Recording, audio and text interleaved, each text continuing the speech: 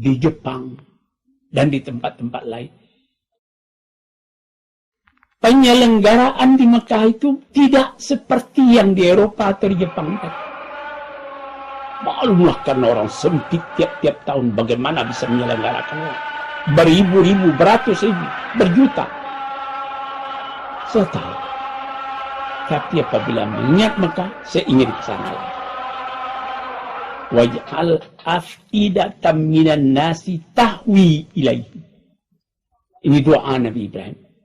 Jadikanlah hati manusia tertarik.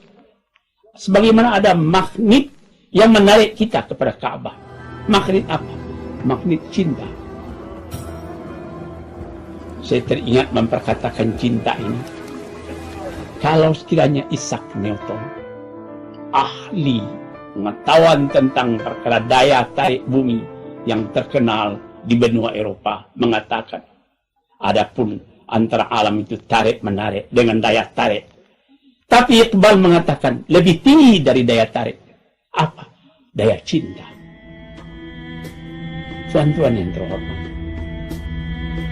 ini yang menyebabkan maka tiap-tiap tahun orang berduyun hendak pergi ke Mekah. Saya bercakap dengan beberapa kawan. Ada yang menteri, ada yang jenderal, ada orang yang biasa. Dia mengatakan, saya ingin ke Mekah. Saya ingin ke Mekah lagi. Sudah berapa kali Tuhan ke sana? Sekali. Saya pun sudah umrah, tapi ingin ke Mekah lagi. Mengapa? Saya sendiri tidak tahu.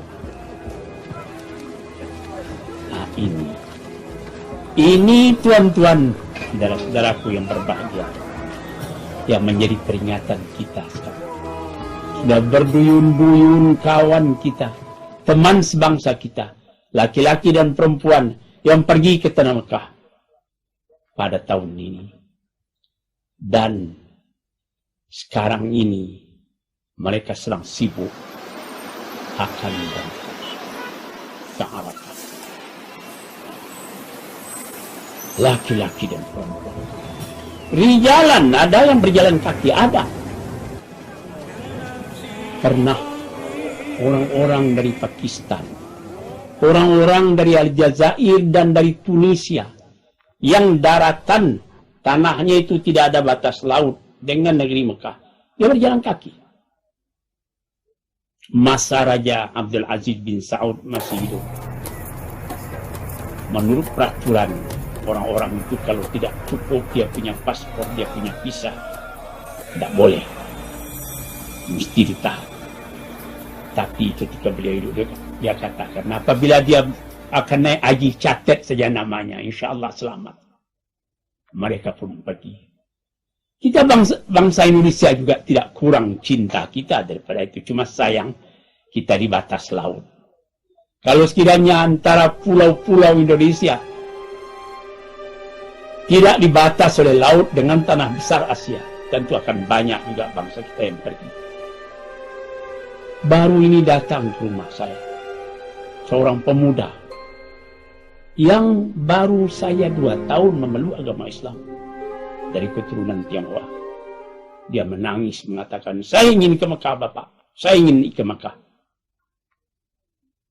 Ke Mekah saya bilang mesti menurut peraturan, mesti pakai paspor haji, mesti memakai visa dan lain-lain sebagainya. Saya akan ikhtiarkan, meskipun tidak tercapai tahun ini, saya akan pergi ke Mekah. Memang tidak tercapai lagi tahun ini kalau engkau punya ongkos tidak cukup, saya katakan. Dia menjawab, biar saya dari sini ke Singapura, lalu saya jalan kaki terus dengan air mata berlinang. Yang begitu itu ada yang tercapai. Kalau niatnya betul, insya Allah dicapaikan oleh Tuhan. Kalau dia meninggal di tengah jalan, dia syahid karena dari cita-citanya yang suci itu. Sebab itu maka disebutkan oleh Nabi Muhammad SAW apa yang diajarkan, dikatakan haji mabrur. Al-hajjul mabrur laisa lahu jazaa'un illal jannah. Haji yang mabrur, tidak ada balasannya, ganjarannya lain daripada surga. Apa arti haji mabrur?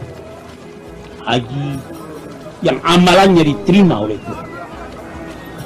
Apa tandanya?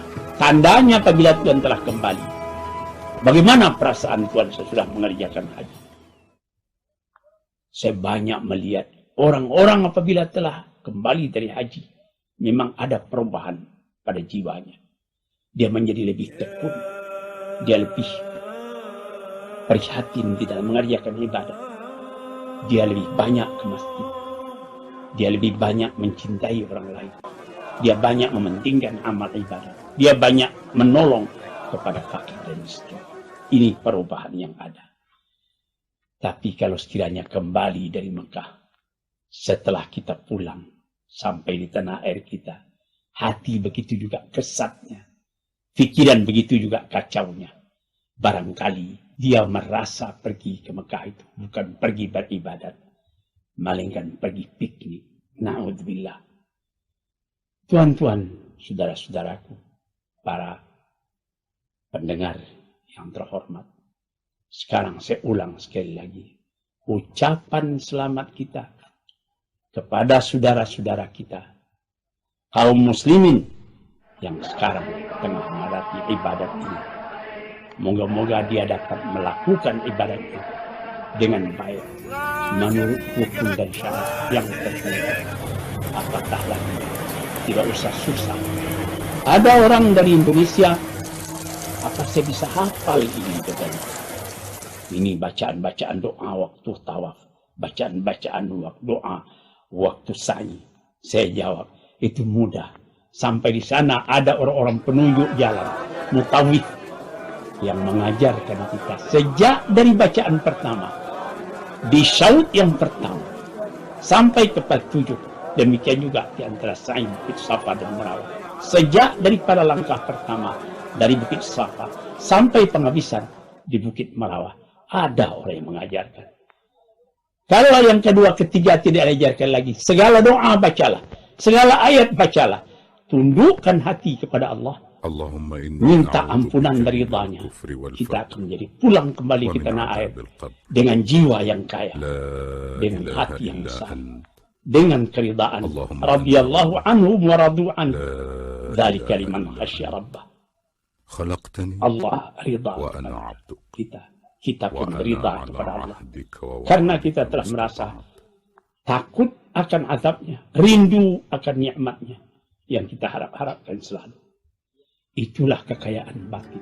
Uang bisa habis, kekayaan bisa pudar, tapi iman kita minta kepada Tuhan, moga-moga ditambahnya dan kita selamat dunia dan akhirat.